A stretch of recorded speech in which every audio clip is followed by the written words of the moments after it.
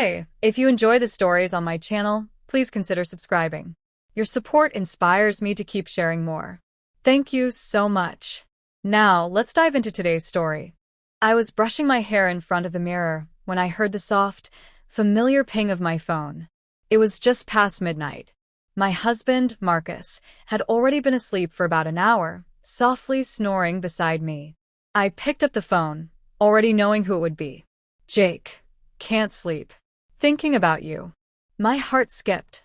That reckless, dangerous skip it always made whenever Jake messaged me. I knew this was wrong. I knew I was treading far too close to a fire that could reduce everything I had to ashes. But still, I typed back. Me too. It all began 7 months ago. Jake had been a friend from college, someone I hadn't seen in years, not until we ran into each other at a professional networking event. We were both married. We both claimed to be happy. And we both lied. At first, it was innocent. We caught up over coffee, shared memories, laughed about old times. But somewhere between the what-ifs and the late-night chats, something shifted. Our meetings grew more frequent, more secretive, more intense. He made me feel alive again, like someone truly saw me. Not just the mother of two. Not just Marcus's wife.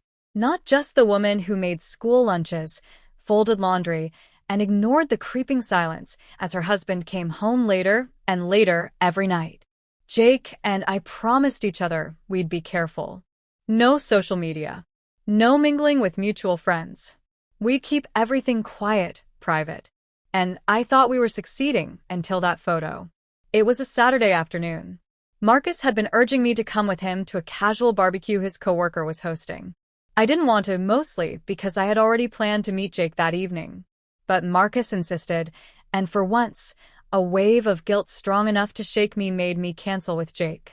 When we arrived at the party, I nearly choked.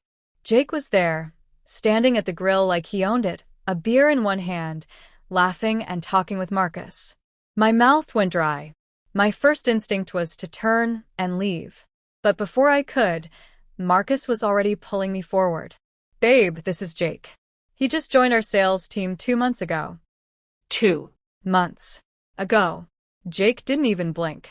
He shook my hand like I was a stranger. Like we hadn't spent hours wrapped in each other's arms, whispering secrets we wouldn't dare say to anyone else. I played along. What choice did I have? We avoided each other the entire afternoon. Just the occasional polite nod, a fleeting glance, a forced laugh. But the real disaster didn't come until the next day. I was in the kitchen when Marcus called out from the living room. Hey, the group photo from yesterday is up. I froze. What group photo? I asked, doing my best to sound casual. You didn't see it? It's on Facebook. Everyone's tagged. My stomach twisted. I walked over and looked at his phone. There it was, a candid photo taken in the backyard. Drinks raised, everyone smiling. Jake was standing 2 people away from me. Marcus had tagged everyone. Including Jake. Including me. Including us. Within hours, mutual friends began commenting. Wait, isn't that Jake from your college days? Didn't you two date for a bit? Small world. Panic hit like a freight train. I called Jake immediately. What the hell is going on? I hissed. He sighed on the other end. I didn't know Marcus worked there until my first day. I thought it was just a bizarre coincidence. I didn't expect to see you at the barbecue. You could have warned me. I was going to, but I figured as long as we kept our distance, we'd be fine. Fine. That word echoed like a curse in my head. Nothing was fine. That night, Marcus was unusually affectionate. You seemed off today, he said, pulling me close in bed. Everything okay? I nodded with a forced smile. Just tired. But sleep was impossible. My mind kept spinning.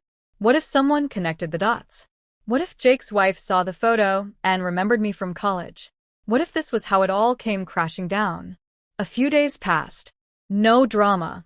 No fallout. I started to breathe again. Maybe we were in the clear. Then Marcus posted again.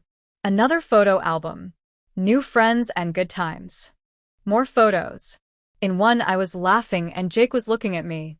Not in a casual way. Not like a colleague. But in that way. I stared at that image, Heart thudding, breath caught in my throat. That's when I realized Marcus knew. He wasn't tagging people to be friendly. He wasn't being proud of his new coworkers. He was laying a trap. I began to replay the past few months in my head.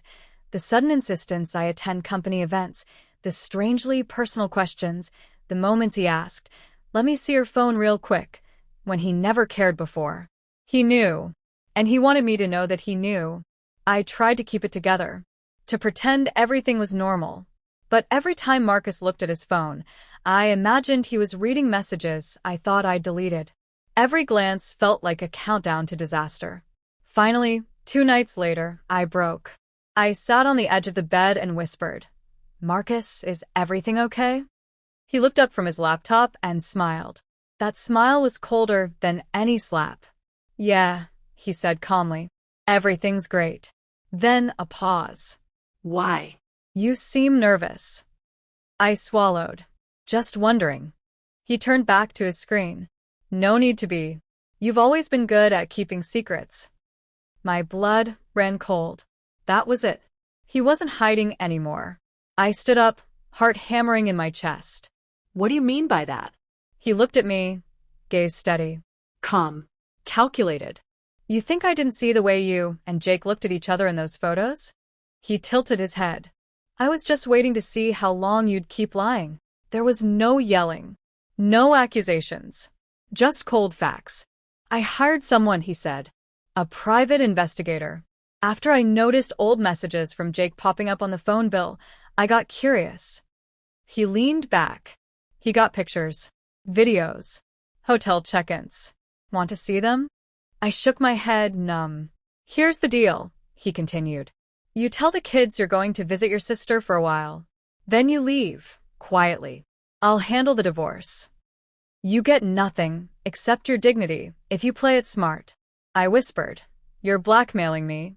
"I'm protecting myself," he said flatly. "And trust me, if your little boyfriend's wife finds out what I've got, he'll be too busy protecting himself to worry about you." I packed that night.